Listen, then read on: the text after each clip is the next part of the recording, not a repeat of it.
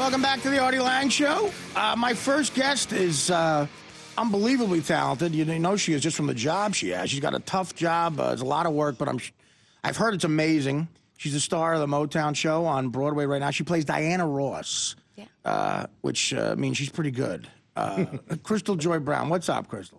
You know, I'm happy to be here. I'm so sad that this is your last show, but I'm honored to be part of the last show. Well, yeah, you're part of the last show. It's this amazing. Is history in the making. You're Absolutely. Like, you know what? Bette Midler was on the last Tonight Show with Johnny. You're like my Bette Midler. Right. Oh, my God. Would you like to sing something for me? I would. I actually would. Okay, whenever you want to. Let me know. We'll see. Give us time to get the rights to it. Yeah. Okay. Perfect. Yeah, right. Listen, So Diana Ross, first of all, that's a lot of responsibility for an actress because you talk about one of the really important historical figures. People don't talk about her enough and the Supremes and what they did and how enormously popular they were. I was just telling Danny before the show, I saw a documentary on HBO about the first Ali Frazier fight, Muhammad Ali. And I had never heard this before. The promoter told the story where after the fight, he went in, Ali lost. And he goes in and there was a woman crying at Ali's feet. And he didn't know who she was, and Ali said to the woman, "Hey, Diana, say hi to the guy who paid me $5 million to get my ass kicked." And it was Diana Ross. You know, I mean, like, you know, you talk about Diana Ross and Muhammad Ali. Yes. Wow. I mean, you know, you just think of how these two iconic figures, you're blown away by both of them. What was it like when you found out you're playing Diana Ross?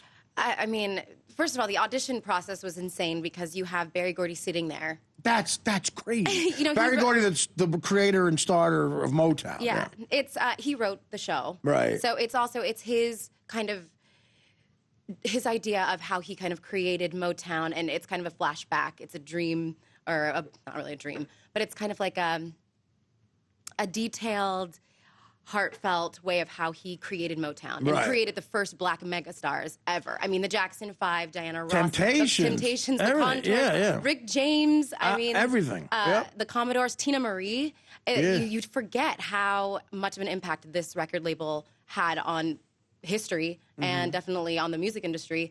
And you can tell this is the first show I've ever done where I walk into the theater and I look out into the audience and it's like black, white, Asian, everything. It's so diverse. Everybody loves Motown. It's just so diverse. And I just think Donald Sterling loves it. He was in the front row. I'm sure he does. Just don't bring black people to the theater. Yeah. Jesus. Okay. I listened to that. I did. It's gross. It was amazingly horrifying. Yeah, he has a nasally voice too, which makes it even more annoying. I don't care. Do I give them clothes? But like his girlfriend's black and something else. Like I don't get it. It doesn't make any sense. I just don't get it. Do I give them houses and clothes, or somebody else do that? I feed them. I graze them. I feed them. I give them sneakers. I can't. I can't. Yeah. So now, how long have you been doing the show?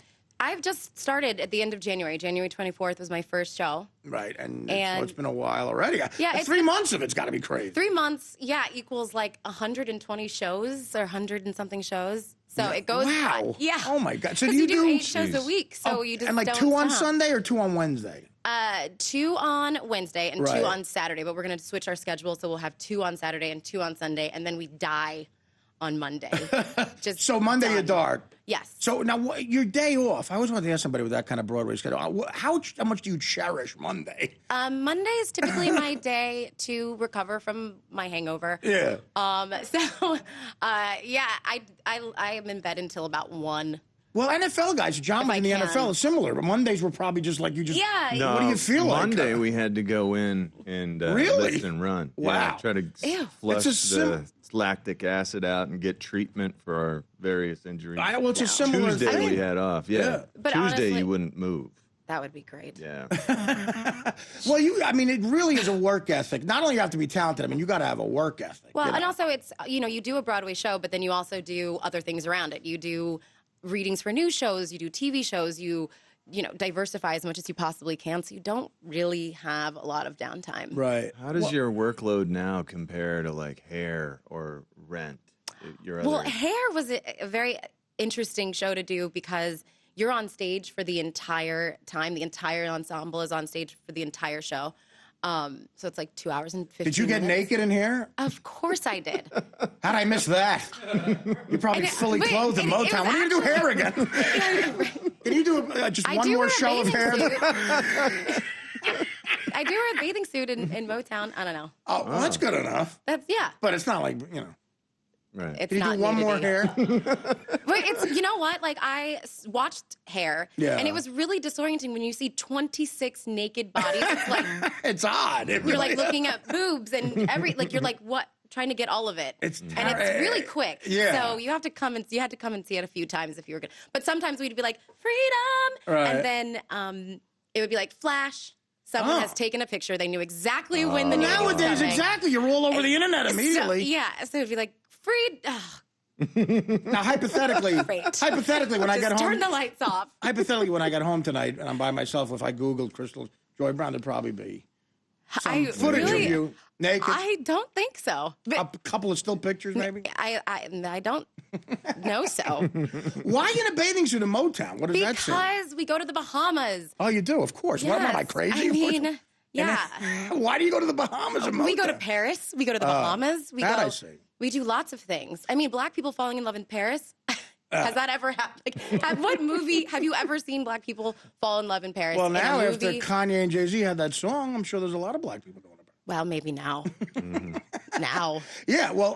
2014. Well, listen, Paris was always friendly. They were always more enlightened than people. Charlie Parker, all the jazz guys. Well, they got, Josephine Baker. They were beloved there. Yes, you know? That's true. And I mean, it was a place to go in the 1920s for black artists. Now, what songs do you sing? I got to tell you, I'm a guy's guy, I'd like to think, but the Supremes just make me melt, man. Someday, or even that song, I've been crying. Boo-hoo, oh my God, that was a good face. 'Cause I'm lonely. No, I got that for you. Ooh. Smiles have all turned to tears. I always feel bad for the two in the back. Yeah. So now one of them is dead. Are both dead in the back?